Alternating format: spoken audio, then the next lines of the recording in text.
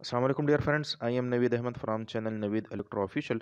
और बेटा आज जो हमारा टॉपिक है वो है जी centre tapped full wave rectifier. इससे पहले हम हाफ वेव रेक्टिफायर डिस्कस कर चुके हैं। उस वीडियो की जो लिंक है मैं आपको इस वीडियो के डिस्क्रिप्शन में दे देता हूँ, वो पहले आप चेक कर लें। अगर आप सामने देखें स्क्रीन पर फुल वेव रेक्टिफायर में बेटा आप देखें यहाँ पर हमारे पास जो डायोड है वो दो इस्तेमाल हो रहे हैं, D1 एंड D2।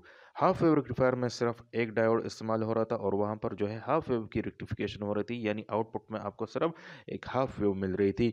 यहाँ पर आपके पास दो डायोड्स हैं और आपके पास जो रेक्टिफिकेशन हो रही है बेटा वो भी फुल वेव की हो रही है। किस तरह ये सर्किट काम करता है तो देखें ज़रा, स्टेप बाय स्टेप देखते हैं हम। यहाँ पर अगर आप देखें स्टार्ट में हमारे पास एक ट्रांसफार्मर पड़ा हुआ है। ये ट्रांसफार्मर जो है बेटा ये इसकी इनपुट पर हमारे पास 220 वोल्ट जो है वो सप्लाई लाइन आ रही है। ये इसकी प्राइमरी वाइंडिंग है, ये इसका कोर है, कोर पर ये वाइंड हुआ होते हैं। सेकेंडरी वाइंडिंग में अगर आप देखें तो जैसा कि इसके नाम से आपको पता चल रहा है centre tapped full wave rectifier. तो सेंटर टैप्ड इस सर्किट को इस वजह से कहा गया है, यहाँ पर जो ट्रांसफार्मर बेटा यूज़ हो रहा है वो असल में वो सेंटर टैप्ड है। और इसका फ़ायदा ये हो गया कि ये 24 वोल्ट जो आपको पूरे के पूरे यहाँ पर सेकेंडरी पर मिल रहे थे, अब वो आपको दो हिस्सों में मिलेंगे। यानी यहाँ पर एक आपकी सेकेंडरी वाइंडिंग हो गई 12 वोल्ट की और एक 12 वोल्ट की सेकेंडरी वाइंडिंग अलहदा से हो गई। तो इसका फ़ायदा ये हो गया कि दोनों डायोड्स के लिए अलहदा से जो है वो दो सप्लाईज वो यहाँ पर लग गई हैं। ठीक है बेटा। अब मिसाल के तौर पर यहाँ पर हमारे पास जो है वो पॉजिटिव हाफ साइकिल आ जाता है। तो पॉजिटिव हाफ साइकिल के आने से यहाँ पर जो आपकी सेकेंडरी वाइंडिंग है इसकी ये साइड जो है बेटा ये प्लस हो जाती है और ये जो है ये नेगेटिव हो जाती है, यानी ये साइड मोर पॉजिटिव हो जाती है देन दिस साइड, तो ये नेगेटिव हो जाती है। इस तरीके से यहाँ भी ये साइड जो है, क्योंकि अभी सेकेंडरी वाइंडिंग दो हिस्सों में तकसीम है, तो ये हिस्सा भी पॉजिटिव हो जाता है और यहाँ पर ये नेगेटिव हो जाता है। तो यहाँ पर जब पॉजिटिव हाफ साइकिल आ जाता है और ये साइड पॉजिटिव है, तो ये पॉजिटिव डायोड के एनोड के साथ बेटा यहाँ पर कनेक्ट हो जाते हैं ये सप्लाई। तो एनोड हमें पता है ये पी साइड है, यहाँ पर पी टाइप मटेरियल है डायोड का। तो एनोड के साथ जब आप पॉजिटिव लगाते हैं और इसके कैथोड के साथ यहाँ पर आप नेगेटिव लगाते हैं, तो इसका मतलब यह है कि आपने डायोड को फॉरवर्ड बायस कर दिया है। और डायोड हमेशा के लिए बेटा फॉरवर्ड बायस में क्या करता है, ये कंडक्शन करता है। ठीक है, ये तो डायोड D1 की जो है यहाँ पर पोजीशन हो गई। इसी दौरान अगर आप यहाँ पर D2 को चेक करें तो D2 पर बेटा यहाँ पर आप देखें एनोड के साथ सप्लाई की नेगेटिव टर्मिनल कनेक्ट है और कैथोड के साथ सप्लाई की पॉजिटिव टर्मिनल कनेक्ट है। तो मतलब ये डायोड इस टाइम पर ये रिवर्स बायस हो चुका है और हमें पता है कि डायोड रिवर्स बायस में कंडक्शन नहीं करता, यानी ये इस टाइम पर ऑफ है। ये डायोड इस टाइम पर ऑफ है और ये डायोड जो है इसी टाइम जो है ये अनकंडीशन में है।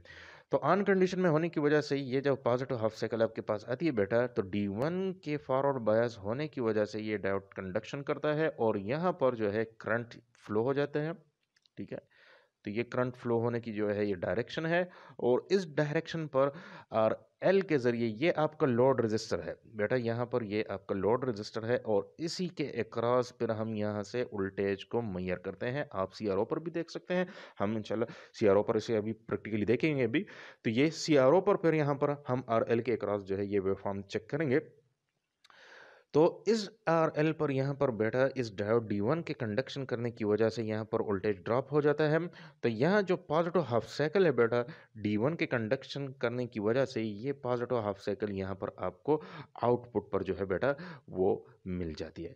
यहाँ पर आपने इस कंडक्शन की जो करंट की कंडक्शन की जो पाथ है इसको ज़रा नोट कर लेना है, इसको आपने मिटाना नहीं है। यहाँ पर जो कंडक्शन की जो पाथ है वो ये है। ठीक है बेटा, ये तो पॉजिटिव हाफ साइकिल की पोजीशन हो गई। अब जब इस सप्लाई लाइन की नेगेटिव हाफ साइकिल आती है तो ये साइड नेगेटिव हो जाती है। ठीक है, और ये साइड पॉजिटिव हो जाती है, क्योंकि यहाँ पर नेगेटिव हाफ साइकिल है तो ये साइड सेकेंडरी की मोर नेगेटिव हो जाती है as compare to this side. ठीक है, तो ये नेगेटिव पॉजिटिव और इसी तरीके से जो नीचे वाली साइड है सेकेंडरी की ये भी इसी तरीके से अपने आप को सेट कर लेती है, यहाँ पर नेगेटिव और यहाँ पर भी आपको पॉजिटिव मिल जाता है। तो अब नेगेटिव हाफ साइकिल के दौरान क्या हो जाता है कि D1 जो है बेटा अगर आप देखें तो यहाँ पर एनोड जो है नेगेटिव के साथ कनेक्ट है और यहाँ पर इसका कैथोड जो है पॉजिटिव के साथ कनेक्ट है।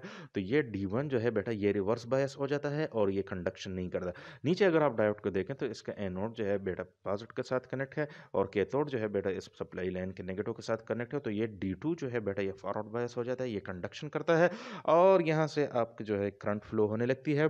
तो इस रास्ते से बेटा आपकी जो है करंट जो है वो जाती है और RL के थ्रू इसी पाथ से, जिस पाथ पर जिस डायरेक्शन में D1 के थ्रू करंट फ्लो हो रही थी, उसी डायरेक्शन में अब RL से D2 के थ्रू जो है वो करंट फ्लो हो रही है। अगर बेटा आप देखें तो दोनों करंट्स की डायरेक्शन जो है वो सेम है, तो इसी डायरेक्शन में आपको जो है ये नेगेटिव हाफ साइकिल, जिस डायरेक्शन में आपको D1 की वजह से उल्टा ड्रॉप मिल रहा था RL पर, तो उसी डायरेक्शन में अभी आपको जो है नेगेटिव हाफ साइकिल की वजह से करंट मिलेगा, जो कि D2 के फॉरवर्ड बायस होने से मिल रहा है, और वो भी उसी डायरेक्शन में होगी जिस डायरेक्शन पे D1 की वजह से करंट फ्लो हो रहा था, तो वो भी आपको इसी डायरेक्शन में ये करंट, ये हाफ साइकिल जो है मिल जाएगी।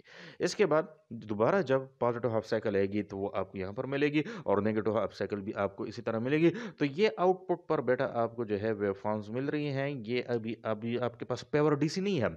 इसके बाद फिर हम इसके साथ जो है कैपेसिटर लगाएंगे, रेगुलेटर सर्किट लगाएंगे, उसके बाद ये फिर आपके पास पावर DC बनेगी। फिलहाल ये पावर DC नहीं है। डायोड सिर्फ ये काम करता है कि ये एक यूनी डायरेक्शन डिवाइस है बेटा, सिर्फ वो जो नेगेटिव साइड है उसको क्लिप कर देता है, आपको जो है पूरी की पूरी जो वेवफॉर्म है वो पॉजिटिव साइड पर ले जाता है। ठीक है, इसके बाद फिर आपने कैपेसिटर के साथ इसकी फिल्टरिंग करनी है, फिर रेगुलेटर के साथ उसको बिल और भी स्मूथ करना है। फिलहाल ये है कि आपके पास एक DC हासिल हो गई है, और ये जो DC है बेटा, इस DC को कहते हैं पल्सेटिंग DC। ठीक है, ये आपको पल्सेस के अंदाज में मिल रही है ये DC, तो इसको पल्सेटिंग DC कहते हैं। तो ये आपकी जो है फुल वेव रेक्टिफायर है। ठीक है बेटा, आपके पास फुल वेव की रेक्टिफिकेशन हो गई है। ये इसका सर्किट डायग्राम है, अपने पास नोट कर लें। अब आते हैं इसी सर्किट को हम ब्रेड बोर्ड पर बनाते हैं, और उसकी जो इनपुट और आउटपुट वेवफॉर्म है बेटा, इसको ज़रा CRO पर भी चेक करते हैं। तो आइए जी। अच्छा बेटा, ये ज़रा चेक करें हम, ये हमारे पास centre tap full wave rectifier का सर्किट है। इसमें अगर आप देखें, डायोड D1 का एनोड यहाँ पर कनेक्टेड है और डायोड D2 का जो एनोड है वो यहाँ पर कनेक्टेड है। दोनों एक दूसरे से आइसोलेट हैं, दोनों को अब हम सप्लाई देंगे। इसके अलावा अगर आप देखें, D1 और D2 के जो कैथोड्स हैं बेटा, वो एक दूसरे के साथ शॉर्ट हैं, और यहीं से आपने जो लोड रजिस्टर है आपने उसका कनेक्शन लेना है, क्योंकि वर्टिकली हमें पता है ये सारी की सारी लाइन जो है ये शॉर्ट है। RL को यहाँ पर कनेक्ट करेंगे, और यहाँ पर जो लोड रजिस्टर की जो अगली लेग है वो हम यहाँ पर रख देंगे, वो इन दोनों से आइसोलेट है। और इसके साथ फिर हम सेंटर टैप्ड जो हमारे पास ट्रांसफार्मर है उसकी जो सेंटर लाइन है वो यहाँ पर कनेक्ट करेंगे। ठीक है बेटा, अब इस सर्किट को किस तरह जो है हम इनपुट और आउटपुट सप्लाई देंगे वो ज़रा सीखने की कोशिश करते हैं। यहाँ पर अगर आप देखें, मेरे पास एक सेंटर टैप्ड ट्रांसफार्मर पड़ा हुआ है बेटा। ये 220 to 24 volt centre tap transformer है, मतलब यहाँ पर भी आपको 12 वोल्ट मिल रहे हैं, यहाँ पर भी मिल रहे हैं। तो ये जो है हमारे पास बेटा इनपुट सप्लाई है। यहाँ से मैंने जो 3 वायर्स हैं यहाँ पर इसके साथ जो है कनेक्ट किए हुए हैं। यही सप्लाई अब मैं यहाँ पर जो मैंने सर्किट बनाया हुआ है फुल वेव रेक्टिफायर का, centre tap full wave rectifier का, इसी के साथ जो सर्किट डायग्राम है बेटा, उसी की मुनासिबत से उसी तरीके से मैं यहाँ पर कनेक्ट करूँगा। यहाँ से सप्लाई लेने के लिए बेटा आपने इस तरह करना है कि कनेक्टिंग वायर के ज़रिए से यहाँ पर पहले अपना कनेक्शन बना ले वर्टिकली, इसी के साथ इस डायोड के एनोड के साथ बेटा एक कनेक्टिंग वायर को यहाँ पर कनेक्ट कर दें, और इस जो दूसरे वाला डायोड है बेटा, यहाँ पर आपको जो D2 नज़र आ रहा है, इसकी जो एनोड है इसके साथ एक कनेक्टिंग वायर यहाँ पर कनेक्ट कर दें। ठीक है बेटा। अच्छा, अब हमने इस तरह करना है कि हमारे पास जो ये पावर सप्लाई है, इसके जो ये 2 टर्मिनल है सेकेंडरी वाइंडिंग की, ये दोनों टर्मिनल अब आपने जो कनेक्टिंग वायर लगाई हैं बेटा, ये इसी के साथ आपने कनेक्ट करनी है। तो आइए ये ज़रा हम कनेक्ट करते हैं बेटा। एक जो ये लाइन है, ये वाली लाइन आप यहाँ पर इसके साथ कनेक्ट कर दें, और ये जो लाइन है बेटा, ये ऊपर वाली, इस लाइन को आपने इस वाले कनेक्टिंग वायर के साथ कनेक्ट करना है। अब इसके बाद बेटा जो ये सेंटर टैप्ड वाली लाइन है, ठीक है, ये वाली जो लाइन है सेंटर टैप्ड वाली, ये आपने इस रजिस्टर के साथ कनेक्ट करनी है। तो रजिस्टर के साथ कनेक्ट करने के लिए सबसे पहले आप यहाँ पर क्या करें, एक कनेक्टिंग वायर को यहाँ पर इसके साथ जो लेग लगी हुई है इसी के साथ वर्टिकली एक स्लॉट में इसे इंसर्ट कर दें, और ये वाली लाइन जो है बेटा, ये इसके साथ जो है आप कनेक्ट कर दें। ठीक है, ये इसके साथ कनेक्ट होगी। अब इनपुट जो आपकी पावर सप्लाई है बेटा, इनपुट पावर सप्लाई की सारी कनेक्टिविटी हो गई है, बिल्कुल सही तरीके से हो गई है। अब हमने यहाँ से आउटपुट को भी उठाना है, तो आउटपुट के लिए जो रजिस्टर बेटा आपने लगाई है, इसी रजिस्टर के अक्रॉस आपने बेटा आउटपुट वोल्टेज चेक करने हैं। तो आउटपुट वोल्टेज चेक करने के लिए आपने क्या करना है कि बेटा यहाँ से आपने जो CRO की एक प्राब है, CRO के एक प्राब को यहाँ पर आपने कनेक्ट करना है। ठीक है, चैनल 1 है, चैनल 2 है, जो भी है वो यहाँ पर कनेक्ट कर दें। और एट अ टाइम अगर आप आउटपुट और इनपुट दोनों वेव फॉर्म्स को देखना चाहते हैं तो ज़रूरी है कि हमारे पास जो CRO है, फिर इसकी जो दूसरी प्राब है, दूसरा जो चैनल है उसकी जो प्राब है, फिर वो आप इनपुट सप्लाई के साथ, जो इनपुट सप्लाई अभी आपने यहाँ पर मुहैया की है उसके साथ भी कनेक्ट कर दें। अच्छा जी, देखिए ज़रा, जो ट्रांसफार्मर से बेटा हमारे पास सप्लाई आ रही है और जो यहाँ पर कनेक्टेड है दोनों डायोड्स के साथ बेटा, उसी सप्लाई के साथ, इनपुट लाइन के साथ मैंने CRO की जो सेकंड नंबर प्रॉब है वो भी कनेक्ट कर दी है, ताकि अब आप जो इनपुट सप्लाई है उसी भी चेक कर सकें। अब इसके बाद सारे के सारे कनेक्शंस होने के बाद अब ज़रा मैं पावर सप्लाई को ऑन कर देता हूँ और मैं CRO की स्क्रीन पर देख लूँ कि क्या आया हमारे पास जो ये सर्किट है, इसकी जो आउटपुट वेव फॉर्म है, आया वो फुल वेव मतलब रेक्टिफाइड है कि नहीं है। तो वो ज़रा अब हम CRO की स्क्रीन पर चेक करते हैं। अच्छा जी बेटा, अब मैं ज़रा CRO को पावर ऑन कर लेता हूँ और देखते हैं यहाँ पर हमारे पास वेव फॉर्म्स की क्या पोजीशन है। अब ज़रा देखें यहाँ पर, अगर आप देखें मैंने वर्टिकल मोड की जो सिलेक्शन की हुई है बेटा वो ड्यूअल पर की है, तो आपको यहाँ पर दोनों जो चैनल्स हैं उनकी आउटपुट या स्वीप जो है वो दिखाई दे रही हैं। तो एक जो है मैंने इनपुट के साथ कनेक्ट की है, एक चैनल की कनेक्टिविटी इनपुट के साथ है और दूसरे चैनल की जो कनेक्टिविटी है बेटा वो आउटपुट के साथ है। यानी एट अ टाइम मैं इनपुट और आउटपुट दोनों वेवफॉर्म्स को यहाँ पर देख सकता हूँ।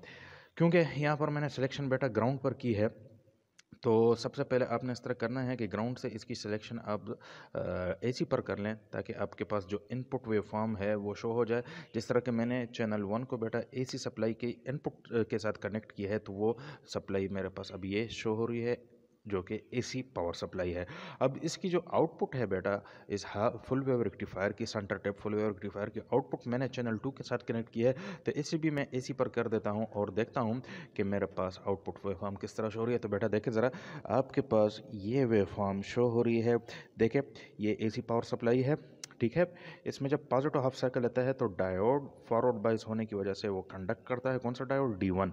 और जब नेगेटिव हाफ साइकिल आता है तो इस नेगेटिव हाफ साइकिल में डायोड D2 कंडक्ट करता है, और आपको जो है दोनों जो वेवफॉर्म्स हैं, पॉजिटिव के लिए भी नेगेटिव के लिए भी, वो आपको एक ही डायरेक्शन में जो है वो पल्सेटिंग DC की सूरत में मिलती है। जिस तरह मैंने अभी आपको बताया सर्किट डायग्राम में, ये किस तरह दोनों एक सिमत में चले जाते हैं, क्योंकि लोड रजिस्टर में जो करंट की सिमत है बेटा वो एक ही सिमत में होती है। तो इस वजह से दोनों जो आपको पॉजिटिव नेगेटिव वेवफॉर्म्स की जो आपको पल्सेटिंग DC मिल रही है वो एक ही डायरेक्शन में मिल रही है।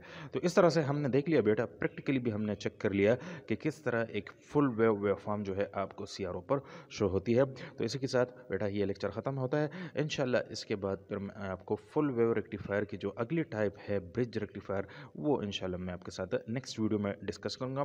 तो आपके लिए ज़रूरी है बेटा कि इस चैनल को आप सब्सक्राइब कर लें, बेल आइकन को प्रेस कर लें, ताकि मेरी आने वाली वीडियो से आप बाखबर रह सकें। ओके जी बेटा, अपना बहुत ज़्यादा ख्याल रखें और हमें दुआ में याद रखें। ओके जी, अल्लाह हाफ़िज़।